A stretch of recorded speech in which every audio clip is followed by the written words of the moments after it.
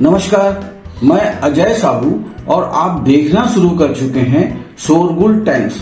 कहानी सिगरेट अमीरजादा के इस एपिसोड में स्प्रिंग कॉर्पोरेशन के उस घर में किसी की मौत को लेकर आहान और मैनेजर सौरभ के बीच बहस चल रही थी। मैनेजर सौरभ इस बात को मानने के लिए तैयार ही नहीं था कि इस घर में ऐसा कोई केस हुआ है।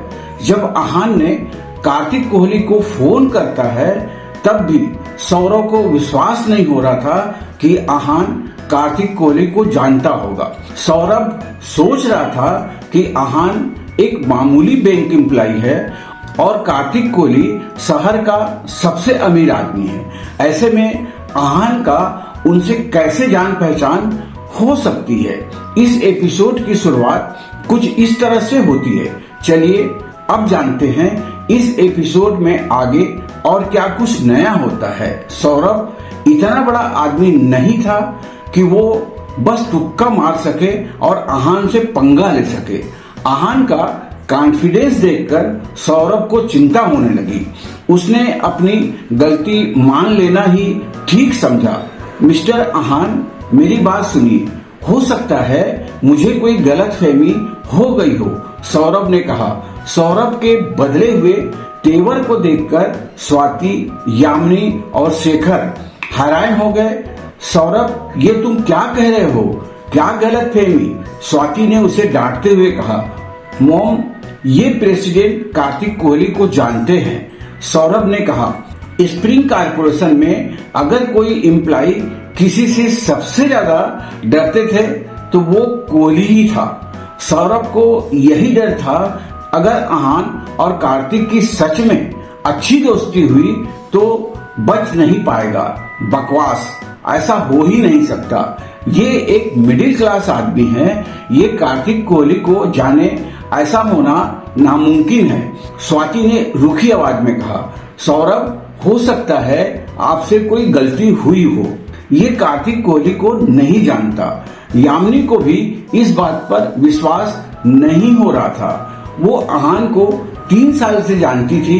सौरभ ने कुछ नहीं कहा, बस अपनी गर्दन नीचे कर ली। वो खुद भी चाहता था कि आहान और कार्तिक के बीच में कोई रिश्ता न हो, पर बलवंत और मिस्टर खन्ना की बातें सुनकर ऐसा लग रहा था कि आहान शायद उन्हें जानता था। सौरभ इस वक्त सिर्फ खुद को बचाना चाहता था। मिस्टर आहान, मेरे मन में लालच आ गया था, मुझे ऐसा नहीं करना चाहिए था। मुझे इस घर की सच्चाई पता थी, मुझे ये घर नहीं बेचना था। मुझे अपनी गलती सुधारने का एक मौका दीजिए। सौरभ अपने घुटने पर बैठकर गिड़गिड़ाने लगा। सौरभ, ये तुम क्या बकवास कर रहे हो? स्वाति ने कहा। क्या इस घर में सच में किसी की मौत हुई है? शेखर ने पूछा। उनका दिल बिल्कुल बैठने लगा था। यामिनी के चेहरे पर भी डर और मायूसी थी। अगर सौरभ ये बातें बोल रहा था तो उसमें कुछ तो सच्चाई होगी ही। नहीं, ऐसा कुछ नहीं है। यामिनी, तुम इन सब की बातें मत सुनो, स्वाति ने कहा। स्वाति सबको समझाना चाहती थी, पर जिस तरह सब उसे देख रहे थे वो घबरा गई। तभी पीछे से एक आवाज आई। तुम्हें किसने कहा कि ये घर बिकने लायक है? ये आवाज कार्तिक कोहली की थी। उसे वहां देखकर सब हैरान हो गए। स्वाति और सौरभ के तो जैसे पैरों तले जमीन खिसक गई थी। प्रेसिडेंट कार्तिक, वो मैं स्वाति के मुंह से सिर्फ इतना ही निकल पाया।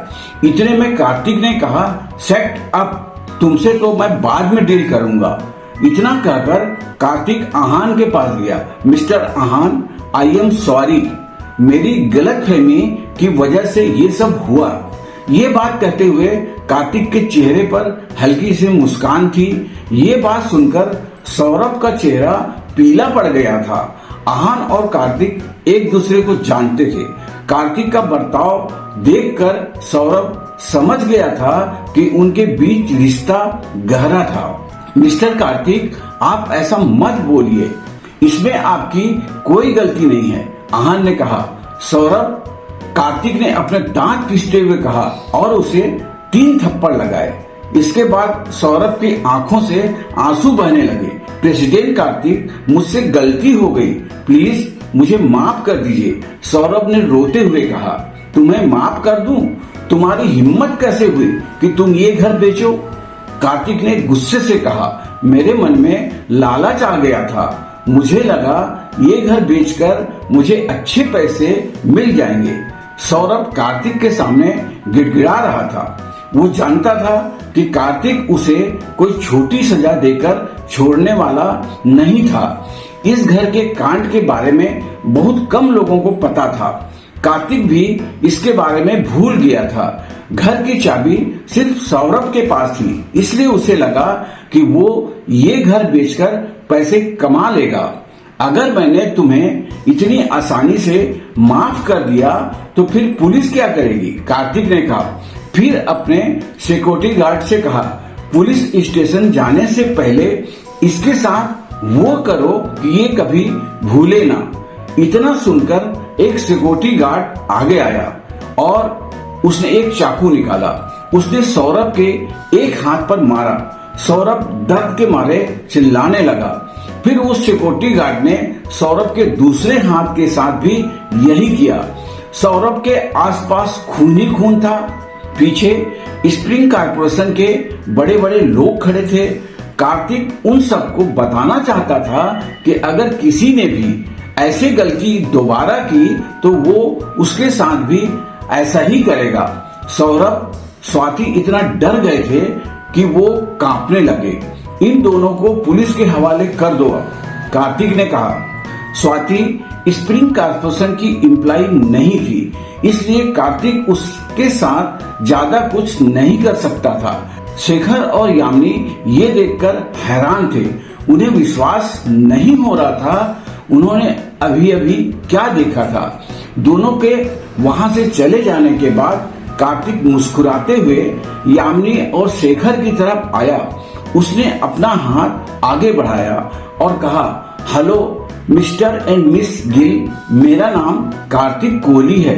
हेलो प्रेसिडेंट कार्तिक, आपको भला कौन नहीं जानता, शेखर ने कहा और कार्तिक से हाथ मिलाया।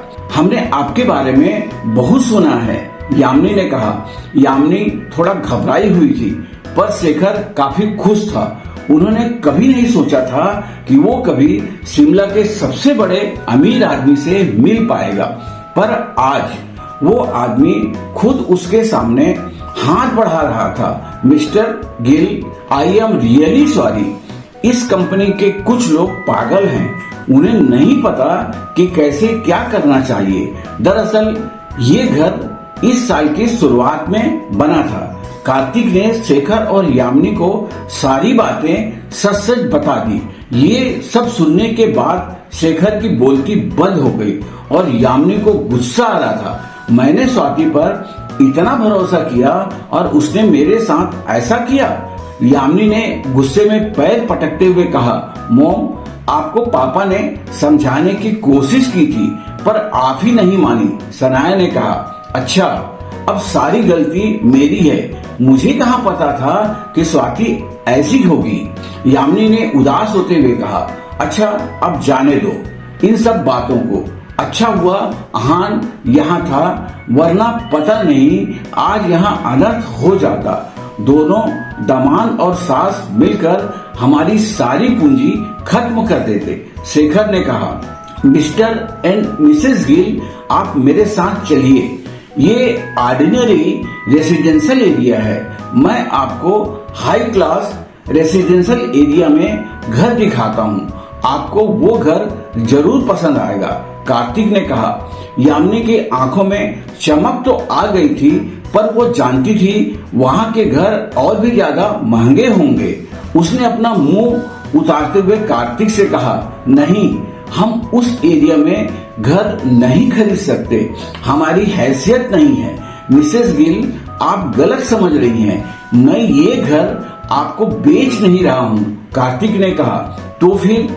यामिनी ने कहा, स्प्रिंग कॉर्पोरेशन की वजह से आपको इतनी तकलीफ हुई, उसके लिए मैं तहे दिल से माफी मांगता हूँ।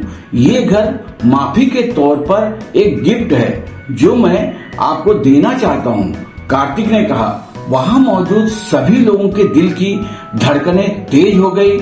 कार्तिक कोहली यामिनी और शेखर को 10 करोड़ का घर गिफ्ट के रूप में देना चाहता था। भले ही सब बहुत बड़े बड़े आदमी थे और हाई पोजीशन पर काम कर रहे थे, पर इस वक्त सबकी आंखों में जलन थी। यामिनी की आंखें खुली की खुली रह गई। उसने हैरान होते हुए पूछा, प्रेसिडेंट कार्तिक, आप मजाक कर रहे हैं ना? कार्तिक ने ना में अपनी गर्दन हिलाई और कहा, मिसेस गिल, मैं बिल्कुल मजाक नहीं कर रहा। स्प्रिंग कॉर्पोरेशन के एम्प्लॉय की वजह से आपको इतनी तकलीफ हुई है, ये तो मेरा फर्ज बनता है कि मैं आपके लिए कुछ करूं। President Kartik, thank you so much. Yamini बहुत एक्साइटेड हो गई। यामिनी, शेखर ने कहा। शेखर ने डिसअपॉइंटमेंट में यामिनी को घूरा और फिर कार्तिक की तरफ देखा और कहा, प्रेसिडेंट कार्तिक, आप बहुत अच्छे हैं और आपके इस व्यवहार से हमें बहुत खुशी हुई है, पर हम ये घर नहीं ले सकते। सब हैरान थे। कार्तिक कोहली अपनी मर्जी से इतना आलीशान घर उन्हें गिफ्ट कर रहे थे और वो उसे लेने से मना कर रहे थे। कार्तिक को भी शेखर की बात बहुत अजीब लगी। यामिनी ने ऐसा रिएक्शन की उम्मीद नहीं की थी। शेखर ऐसे रिएक्ट करेगा उसने नहीं सोचा था। शेखर, ये तुम क्या कर रहे हो? यामिनी ने कहा। वो शेखर को एक साइड लेकर गई और उससे कहा, तुम ये घर लेने के लिए मना क्यों कर रहे हो? यामिनी, ये घर 10 करोड़ के आसपास का होगा, हम इतना महंगा गिफ्ट नहीं ले सकते। शेखर ने कहा। शेखर, तुम पागल हो गए हो क्या? तुम ऐसा क्यों कर रहे हो?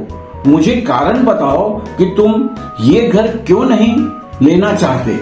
यामिनी ने अपना पैर पटकते हुए कहा, अपना ये नाटक बंद करो। मेरा ये घर न लेने का कारण आहान है। शेखर ने कहा। आहान का इस घर से क्या लेना देना है?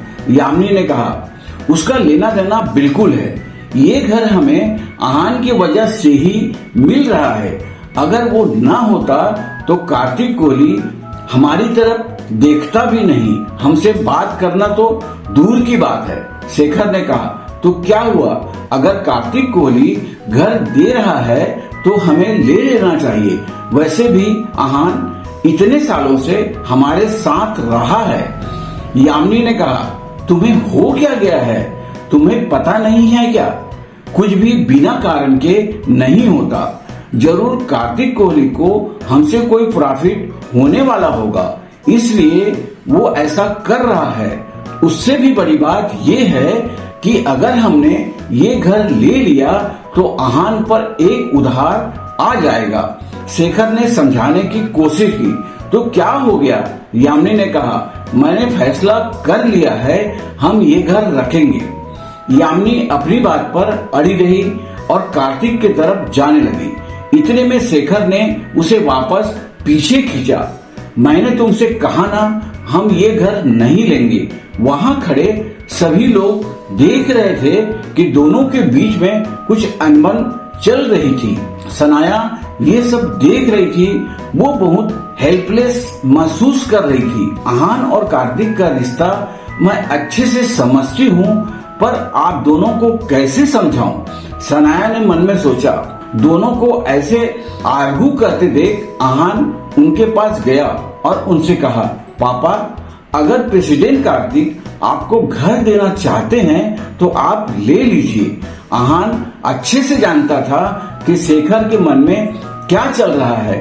आहान इससे ज्यादा उनसे कुछ नहीं कर सकता था। इस वक्त हालात ऐसे थे जिसे वो शेखर को कुछ भी समझा नहीं सकता था। आहान, तुम्हारे और प्रेसिडेंट कार्तिक के बीच में रिश्ता क्या है? शेखर ने परेशान होते हुए पूछा। पापा, ये मैं आपको नहीं समझा सकता। बस इतना समझ लीजिए कि आप जितना सोच रहे हैं उससे भी ज्यादा गहरा है। आहान ने कहा, आप घर देख लीजिए। आहान ने मुस्कुराते हुए कहा, ठीक है। शेखर ने कहा। शेखर इसके आगे आहान से कोई सवाल नहीं कर सकता था। प्रेसिडेंट कार्तिक, चलिए हम घर देख लेते हैं। यामिनी ने कार्तिक की तरफ आकर मुस्कुराते हुए कहा। चलिए, कार्तिक ने मुस्कुराते हुए कहा।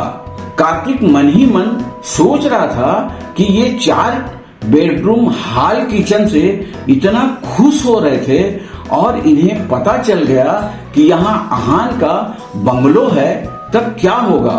यामिनी और शेखर कार्तिक के साथ उसकी रोल्स रॉयस में बैठ गए। चलो सनाया, यामिनी ने कहा। मोम, मैं आहान के साथ आती हूँ, सनाया ने कहा। सनाया की ये बात सुनकर यामिनी का मुंह बन गया। यामिनी चाहती थी कि सनाया उसके साथ रोल्स रॉयस में चले और न कि आहान की सस्ती सी ऑडी में आए। आहान अपनी ऑडी की तरफ गया और चाबी निकाली। सब ये देखकर हैरान थे कि जिसकी कार्तिक कोहली इतनी इज्जत कर रहा था, वो एक सस्ती सी ऑडी चला रहा था। वहाँ काम करने वाले सभी हाई प्रोफाइल लोगों के पास आहान से महंगी कार थी, पर फिर भी कार्तिक किसी के साथ ऐसा बिहेव नहीं करता था। कुछ ही मिनट में सभी हाई क्लास रेसिडेंशियल एरिया में पहुंचे। यामिनी बहुत खुश थी। उसे विश्वास नहीं हो रहा था कि उसे स्प्रिंग कारपोरेशन में रहने का मौका मिलने वाला है। शेखर भी फूला नहीं समा रहा था। उसने सोचा 3 साल पहले लिया गया उसका फैसला सही था। जब सब गाड़ी से उतरे तो वहाँ का स्टाफ कार्तिक को देखकर हैरान हो गए। कार्तिक कभी किसी के साथ नहीं आता था। सबको वहाँ के स्टाफ ने ग्रीट किया और कार्तिक ने उनसे घर की चाबी मंगवाई।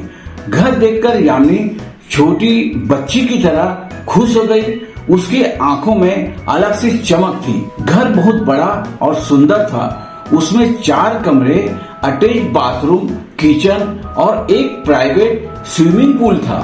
शेखर, यामिनी और सनाया तसल्ली से घर देख रहे थे। आहान को घर देखने में कोई इंटरेस्ट नहीं था। वो सनाया को ड्रॉप करके वापस सेल्स ऑफिस की तरफ आ गया था। वो जैसे ही वहां से बाहर निकला, उसका फोन बजने लगा।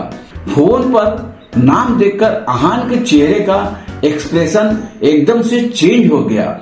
आखिर किसका फोन आया था? आगे जानने के लिए बने रहिए हमारे चैनल शोरगुल टाइम के साथ। बस इसी के साथ यह एपिसोड भी समाप्त होता है। आज के लिए बस इतना ही। कल फिर मुलाकात होगी। अब हमें कल तक के लिए इजाजत दीजिए। नमस्कार, धन्यवाद।